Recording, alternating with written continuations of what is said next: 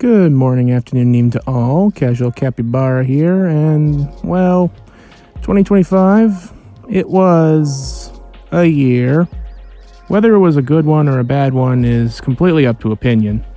Actually, scratch that, no, 2025 was pretty terrible. But you know what isn't an opinion? Video gaming in 2025. It was great. Did he just say, aye, he did? No, hang on, put the guns down, let me explain. Yes, there was a lot of bad moments in video games in 2025. From the Roblox CEO disregarding the rampant pedophile situations with Roblox, to AI driving up RAM prices to the frickin' moon, to learning the gross fact that the host of the Game Awards shags a swine. Ugh. But there were some pretty good moments too. The Stop Killing Games petition got over 1 million signatures, the Switch 2 became one of the fastest selling Year 1 consoles, and the Xbox Series X was outsold by the next playground. Say what? This thing, it's basically an iToy Connect and Wii cubed into one. But whatever. You're here to hear about video games in 2025 and what I thought would make it into my top 10. There were a lot of great games this year, so many I completely missed some of the big ones. Expedition 33, Dispatch, Fantasy Life, Blueprints. To that I say... And with that said, I'm going to do a lightning round highlight reel of games I played in 2025 that I didn't make reviews on that also didn't make into this year's top 10. First, we got E&A Dream Barbecue. A very style-over-substance walk-and-talking simulator, but I wouldn't be lying if I said I wasn't entertained. Next, Webbed. A very cute and charming puzzle 2D platformer with web-swinging physics like Spider-Man. Not surprising considering you play literal fucking spider. The Bunny Graveyard, a very novel, interesting little game, but it felt a bit too short for its price tag, and the story ends just when it feels like it's getting started. At least the sequel comes out later this year. Lottlnot, a really wholesome game about cleaning up the environment for these little alien axolotls. So wholesome, I'll admit it did make me go, aww, when I learned you can pet the lottles. Tiny Terry's Turbo Trip. Let me say that again. Tiny Terry's Turbo Trip. A goofy little open world game where Terry, that's this guy, has one goal: make his car strong enough to get to the moon. And I just love the name Tiny Terry's Turbo Trip. Platypus Reclayed, an awesome remake of a cult classic claymation arcade-style shoot-'em-up, and speaking of classics, VVV. Yes, that's the actual name. Certified solo dev classic of the gameplay gravity-flipping platforming. We love Katamari Reroll, great re-release of a great sequel to the re-release of the original game. Yoshi's Island for SNES. I finally understand why this is regarded as the best Yoshi game, even after all these years and all these other games. Windswept. I almost put this in the top 10, but even though I technically beat it, it was just so soul-crushingly hard, I just couldn't. It's like Celeste or Cuphead. It looks so innocent and cute, but once you play it, it's harder than a sack of bricks. Is This Seat Taken? A very cute, solid little puzzle game that feels like a mixture of A Little to the Left and Unpacking. And again, almost made my top 10, but gameplay got a little stale in the latter half of the game when they just started remixing established mechanics. Metroid Prime Remaster and Metroid Dread. I played both of these to prepare myself for Metroid Prime 4, and fantastic. If you ask me, this is pinnacle Metroid. It can't get much higher than this. Speaking of Metroid and highs, Metroid Prime 4 Beyond. Look, I didn't hate this game as much as other people did on the internet, but I do admit it's very much a B-tier Metroid game. Not the lowest of the lows, but it feels like for every one thing this game got right, it got another thing wrong. And that's not even bringing up the NPCs, but that's a whole nother can of worms. But I will admit, this did get a laugh out of me. Hello, Samus. Nice to see you again. How you feeling, Big Bot? No side effects from the hard restart? Not so far as I can tell. Oh no, what happened? Are you glitching? I am making a film. This is funny. Yeah, haha, very funny. Seriously though. I appreciate your concern, but I am in perfect health. Now with that, on to the top 10. Also, I'm so sorry this video took longer to come out than it said I would. Time management is not one of my strong suits. What the Nintendo Ninjas? DDD, I can't believe you did this to me. Daddy Sakurai! Not gonna lie, I haven't played much of Kirby Air Rider since I made my review on it. It's actually one of my lesser played games on my 2025 list. It's not all a bad game, not at all. I just don't really have any strong opinions about it. So why is it still here in the top 10? Well, it's more so out of respect. It's a full-blown sequel to a cult stardom game that came out over 20 years ago on the GameCube. The amount of polish in the gameplay is off the charts, and the fact that they have no plans for DLC down the road, that this is the whole shebang, that is instantly plus respect from this fat bastard that has an appetite almost as big as Kirby's. So here's your consolation prize, Kirby Air Riders. 1 cashew. Bless you. Look at me. See you later, goof. I'm off to autonomized Kurdistan. This one was a surprise last-minute contender, considering I hadn't picked it up until during the Steam Winter Sale of 2025, but I'll be damned. Baby Steps managed to stumble its way into the top 10. This odd game was a co-effort by the 3 solo game devs who made QWOP, Ape Out, and Getting Over It, where you play as this 35-year-old man-baby who has negative charisma, suddenly warped into this fantasy world where he can't take 2 steps without eating shit. And that's where the main gameplay comes in. It's a tricky, frustrating spin on walking simulators. It's pretty hard, not gonna lie. I rage quit a few times, so why is this here instead of Windswept, if that was also hard? Well, for some reason, I just wasn't satisfied until I made it to the end, which I did. I don't know, it just clicked with me better than it did with Windswept. Now I can proudly say, I made a man-baby climb a mountain barefoot. Can you not? I didn't. Yeah, let's go back in time to when you didn't. No, I was just trying to catch it.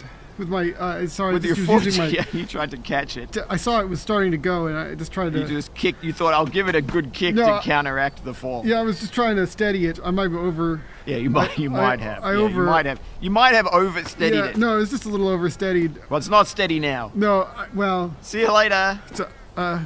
Wanker. This show's about the genie who looks good in a bikini. That's why this is my favorite show. I've played almost all the Shantae games with the exception of 7 Sirens, and I can say it's all pretty good. And number 8 here, Risky's Revolution, is also pretty good. It's also impressive that this was a game originally developed for the Game Boy Advanced, it was shelved, and then it was decided to be brought back and finished and put onto modern systems. It's also easy to see where this game was inspiration for later games, and both gameplay-wise and dialogue and humor-wise. You see a lot of Risky's Revolution's mechanics in later games, and this game also sort of pioneered that distinct flavor of humor the Shantae series is known for. And, well, I have no natural way of ending this segment, so have this post-credit screenshot, you filthy animals. Damn!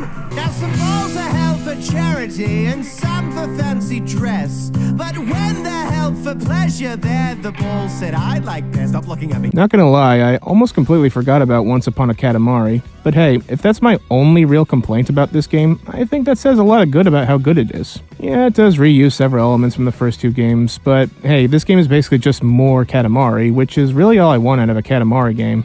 So, sorry I forgot about you, Once Upon a Katamari. I'll make it up to you with a lunch date. How's that sound? Get the f*** out of my room and play Minecraft! I can't do anything. I'm in a f***ing wheelchair. I will not lie, virtual novels are pretty low on the totem pole of video games, if you ask me. They are basically books for gamers that do not like to read. You click on the mouse or press the button to turn the page, and that's it. But despite my criticisms with virtual novels, I will admit I very much loved this story of I Want to Hug That Gator. It has some of the most well-written, emotionally engaging, rich with depth character writing, great humor timing, chill beat soundtrack. Overall, amazing writing in a video game that has touched my heart. Now you may be asking, why am I talking in a French accent while reviewing this game for the top 10? I don't know, I just thought it was funny. Oh, why'd you give me a mud kip named Meme Kip?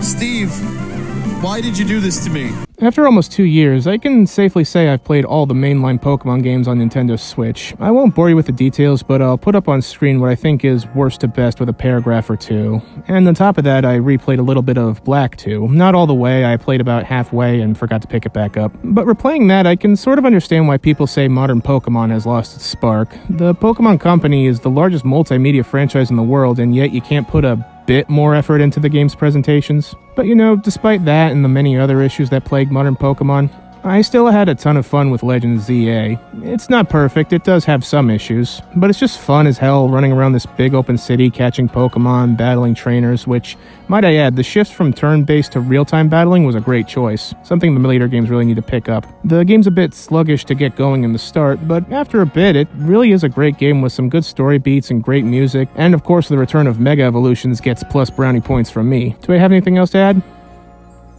Oh yeah, f*** Lord Frogmire and his god-awful takes on the Pokemon franchise. Here are true facts about the Chamalalion. What is it? The chameleon? That word really looked like it was going to be more fun to say. If you saw my review on Yooka-Laylee, you know despite me not hating it, I was somewhat mixed on my opinions on it. It's not one or two large issues that break the game for me, more so a long list of tiny issues that stack up. It feels like the developers took mine and many other people's issues with the game and pulled a No Man's Sky with the remake Yooka Replay-E. So much so that this remake pretty much redeems Yooka-Laylee. It still has a few issues, but I plan to talk about that in a future video. But for now, well done Yooka-Laylee. You made it on to number 4 on my list, so I'd say that's a pretty good job. I'm unbeatable. You're not. Hey, you remember Dustborn?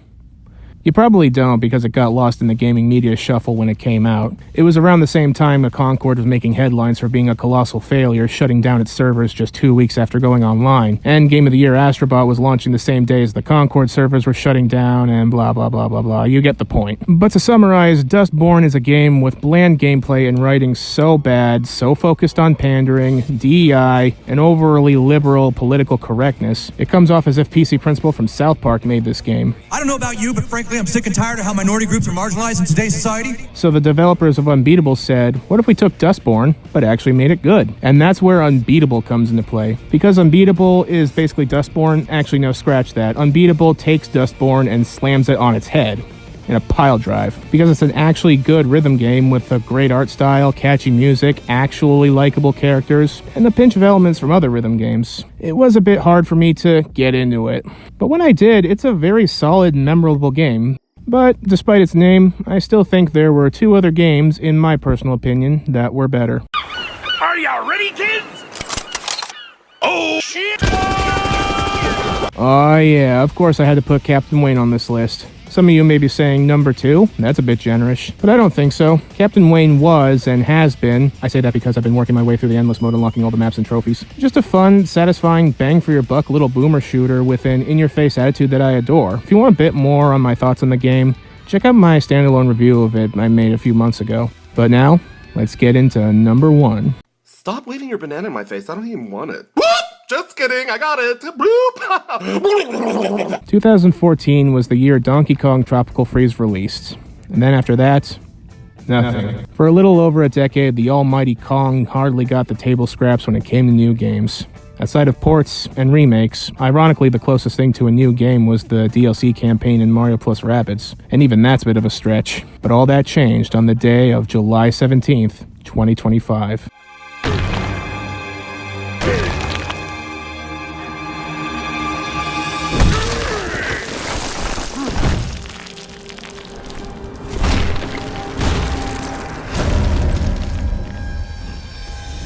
That's right, it's Donkey Kong Bonanza. Honestly, while I do have some small gripes with the game, they immediately get overruled by everything great about this game. I love the platforming, the level design, the art style, the music, the outfits that serve more of a purpose than just looking fabulous. I love the fact that every time you collect a banana in the game, it goes...